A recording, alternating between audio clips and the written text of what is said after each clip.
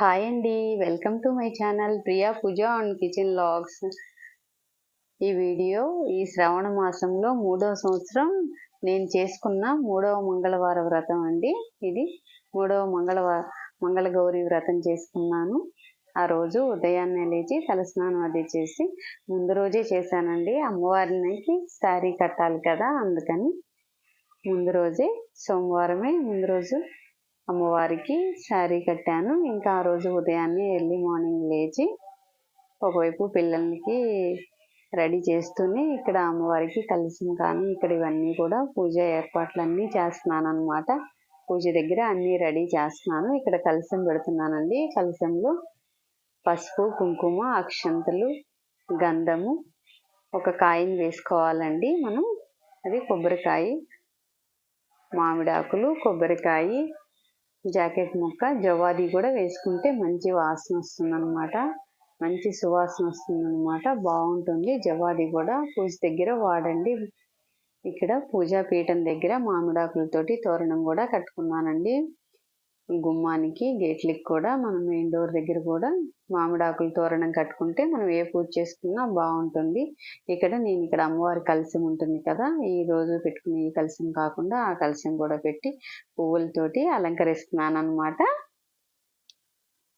ఇక్కడ దీపారాధన అన్నీ కూడా సర్దుకుంటున్నాను అనమాట. ఒక్కొక్కటి మొత్తం కూడా ఇక్కడ పూలు దీపారాధనకు ఉంది. కింద ప్లేట్ అయినా పెట్టుకోవచ్చు. ఒకవేళ మీకు ప్లేట్ అవైలబిలిటీ లేకపోతే మనం తమలపాకు వేసి తమలపాకు మీదైనా పెట్టుకోవాలండి. మనం అట్లా ఒట్టిగా నేల మీద అనేది మనం పెట్టకూడదు దీపారాధన. ఇక్కడ కామాక్షి దీపాలు వెలిగించుకుంటాను అనమాట. మామూలు దీపాలు కూడా వెలిగించుకుంటాను. ఆ కామాక్షి దీపాల కింద ప్లేట్లు అన్నీ నిలవండి. అందుకని నేను ఇక్కడ తమలపాకు వేసి పెట్టుకుంటున్నాను అనమాట. ఇక్కడ గులాబీలు, చేమంతులు, బంతిపూలు వీటితోటి అలంకరిస్తున్నాను అనమాట. ఇక్కడ ఎల్లో కలర్ క్లాత్ కాబట్టి దీనికి మీద ఓన్లీ గులాబీలు అయితే బాగా లుక్ వస్తుంది. చామంతులు అంతగా కనపడట్లేదండి. నేను పూజాపీఠాన్ని నేను అందంగా అలంకరించుకుంటున్నాను అనమాట. పూలు పెడితేనే కదా నిండుగా ఉంటుంది, చాలా అందంగా ఉంటుంది కదా. లాస్ట్ ఇయర్ బిఫోర్ ఫస్ట్ 2 సంవత్సరాలు ఇంకా ఎక్కువ అలంకారం చేసేదానండి. ఇప్పుడు పిల్లలు కొంచెం కోఆపరేట్ చేయక ఇంకా కొంచెం మినిమం చేస్తున్నాను అనమాట. ఇక్కడ దీపాల చుట్టూ కూడా నేను బంతి పూలతోటి అలంకారం అనేది చేస్తున్నాను అనమాట. వారి శారీ నేను ముందు రోజే కట్టాను. ఆ రోజు ఎర్లీ మార్నింగ్ అంటే కుదరదు కదా, లేట్ అవుతుందని చెప్పేసి ఇక్కడ బంతిపూలు, గులాబీలతోటి ఇలా అలంకారం చేస్తున్నాను అనమాట. చుట్టూ కూడా ఇలా ఫ్లవర్స్ తోటి డెకరేషన్ చేస్తున్నాను అనమాట. చాలా బాగుంటుంది. నాకు నచ్చినట్లు చేస్తాను అనమాట. ఒక్కో వారం ఒక్కోలాగా చేస్తాను అనమాట అమ్మవారికి డెకరేషన్. అలాగే దీపారాధన కుందుల్లో కూడా ఒత్తులు వేసుకొని నూనె పోసుకొని అన్నీ రెడీ చేసుకోవాలి. మనకి తాంబూలం కూడా పసుపు వినాయకుడిని, పసుపు గౌరీదేవిని కూడా రెడీ చేసి పెట్టుకున్నాను. ఇక్కడ నేను పొంగల్ కోసం అని చెప్పేసి పాయసం గిన్నెకి నేను పసుపు రాసి బొట్లు పెట్టాను అనమాట. బొట్లు పెట్టి పాలు పోసి పొంగలి పాయసం అమ్మవారికి పెడతాం కదా, రెడీ చేస్తున్నాను అనమాట. ఇక్కడ ఒకవైపు పాయసము, కిచెన్లో పనులు, ప్రసాదాలు, నైవేద్యాలు రెడీ చేస్తూనే ఇంకొక వైపు పూజకి సంబంధించిన కావాల్సినవన్నీ కూడా నేను సర్దుకుంటూ ఉన్నాను అనమాట. ఒకవైపు పాయసం పెట్టేసి ఇక్కడ పూర్ణాలు వేస్తున్నాను. ఈ పూర్ణాల రెసిపీ పర్ఫెక్ట్గా రావాలంటే నేను షార్ట్ ఒకటి మన ఛానల్లో అప్లోడ్ చేశాను. ఒకసారి విజిట్ చేయండి, ఛానల్ విజిట్ చేయండి మీకు కావాలంటే రెసిపీ.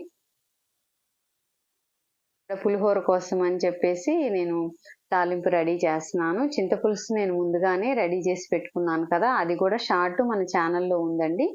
చూసారా, పులిహోర రెడీ అయిపోయింది. ఈజీగా రెడీ అవుద్దండి. చింతపండు ముందుగా మనం రెడీ చేసి పెట్టుకుంటే అది కూడా షార్ట్ ఉందండి మన ఛానల్లో. ఒకసారి మీకు కావాలంటే చెక్ చేయండి.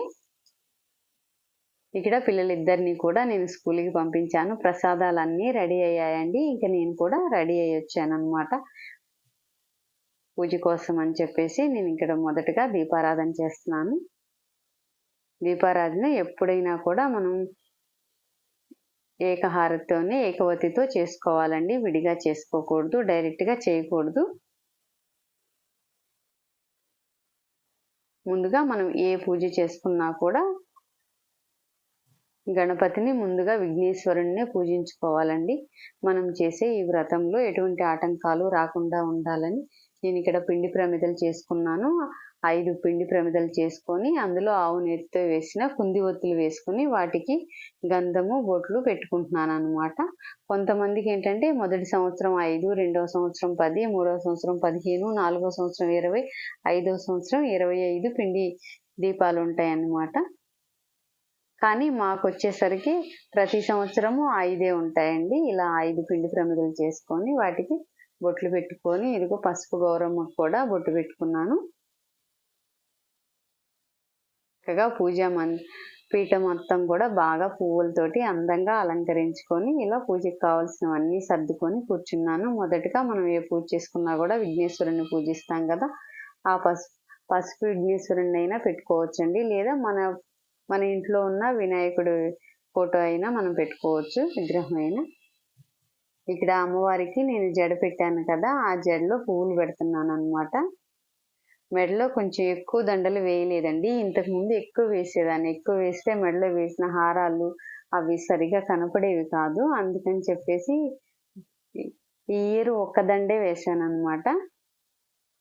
ఇలా వినాయకుడికి మనం షోడశోపచార పూజ చేసుకొని నేను ఇక్కడ దీపం ధూపం అన్నీ చూపించేసి నైవేద్యం కూడా సమర్పించాను అనమాట.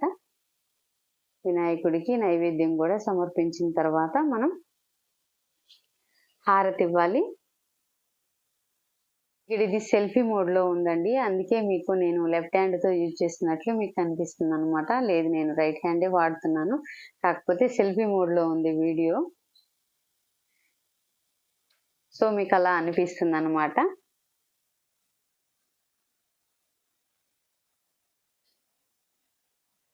ఇదిగో వినాయకుడికి కూడా హారతి ఇచ్చి నేను కూడా హారతి తీసుకొని తర్వాత అమ్మవారి పూజ అనేది స్టార్ట్ చేశాను. ఇక్కడ స్వామి అమ్మవార్ల విగ్రహానికి అభిషేకం కూడా చేశాను అనమాట.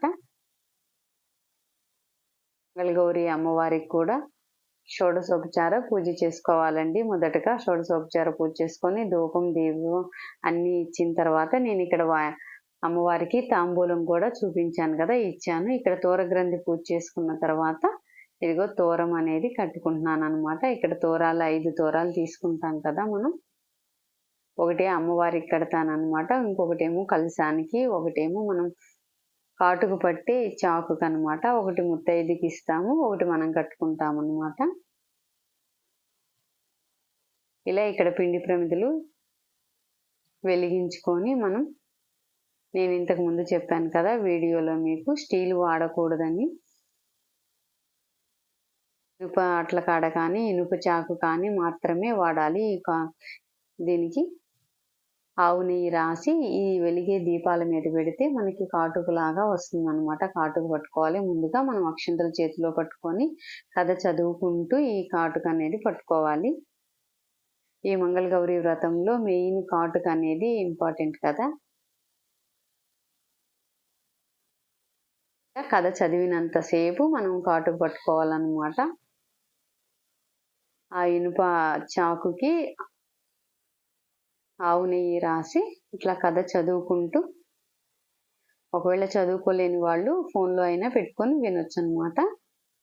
ఆ కథ పూర్తయిన తర్వాత మన చేతిలో ఉన్న అక్షంతలు అమ్మవారి దగ్గర వేసి ఇప్పుడు మనం కొబ్బరికాయ కొట్టి నైవేద్యాలన్నీ సమర్పించాలి.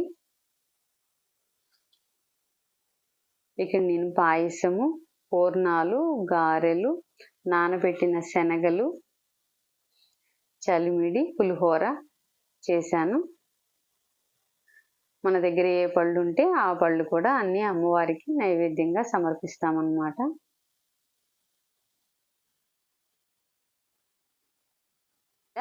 నైవేద్యాలన్నీ అమ్మవారికి సమర్పించిన తర్వాత నేను అమ్మవారికి హారతి ఇచ్చాను. ఇది కూడా సెల్ఫీ మోడ్లోనే ఉందండి. ఈ హారతి ఇచ్చేటప్పుడు కూడా వీడియో అనేది పూజ పూర్తయిన తర్వాత నేను ముత్తైదులకి వాయినాలు ఇస్తున్నాను అన్నమాట. ముందుగా వాళ్ళకి బొట్టు పెట్టి కుంకుమ పెట్టి మనం గంధం పెట్టిన తర్వాత మనం పసుపు కూడా ఇచ్చి తర్వాత కాళ్ళకు పసుపు రాసి ఆ మంగళగౌరియే మన ఇంటికి వచ్చినట్లు అనుకొని ఇక్కడ ముత్తైదులకి వాయినం ఇచ్చానండి నేను. తర్వాత మా వారి దగ్గర కూడా నేను ఆశీర్వాదం తీసుకున్నాను. ఇక్కడ వీరు జాబ్ చేస్తారండి, తనకి కొంచెం లేట్ అయింది. అప్పటికే నేను శారీ తోటి ఎక్కువసేపు ఉంచుకోలేక నేను శారీ మార్చుకున్నానండి.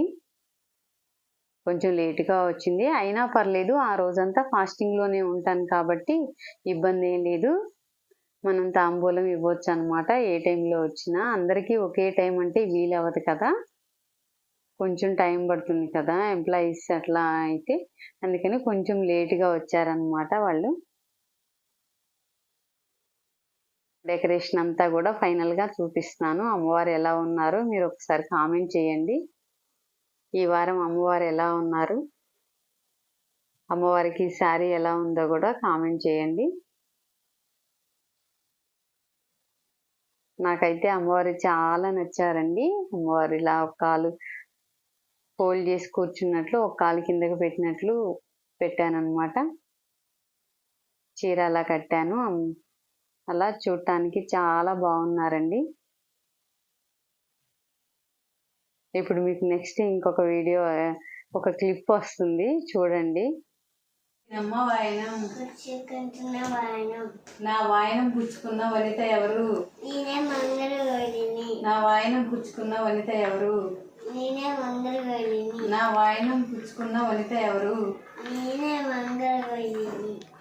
కోరితిని వరం ఇస్తిని వరం. కోరితిని వరం ఇస్తిని వరం. కోరితిని వరం ఇస్తిని వరం. కోరితిని వరం. ఇస్తిని వరం. Okay, very good. వీడియో చూసారా అండి? అందరికీ తాంబూలం ఇస్తాం కదా వాయినం ఇచ్చినప్పుడు. మా పిల్లలు ఇద్దరు కూడా అలాగే అడుగుతారండి, నాకు వాయినం నాకు వాయినం అని చెప్పేసి. కంపల్సరిగా ప్రతి వారము ఇవ్వాల్సిందేనమాట. అట్లా వాళ్ళకి చూసారా, అట్లా అవి అనడం కూడా బాగా వచ్చు అనమాట. వాళ్ళు కొంచెం వాళ్ళకి పిల్లలిద్దరికి కూడా భక్తి ఎక్కువ అనమాట. మా పెద్ద పాప కూడా రాగానే స్నానం చేసి ఫస్ట్ నాకు వాయినం ఇస్తున్నావా ఇవ్వట్లేదా అని చెప్పేసి అలా స్టూల్ వేసుకొని కూర్చుంటారనమాట. వాళ్ళిద్దరు కూడా కంపల్సరిగా ఇవ్వాల్సిందే. చూశారు కదా ఈ మంగళవారం 3వ వారం మంగళగౌరి వ్రతం ఎలా అనిపించింది, మా చిన్న పాప డైలాగ్స్ ఎలా ఉన్నాయి అనేది ఒకసారి మీరు కామెంట్ చేయండి. ఈ వీడియో మీకు నచ్చినట్లయితే ప్లీజ్ లైక్ చేయండి, షేర్ చేయండి, సబ్స్క్రైబ్ చేయండి. Thank you.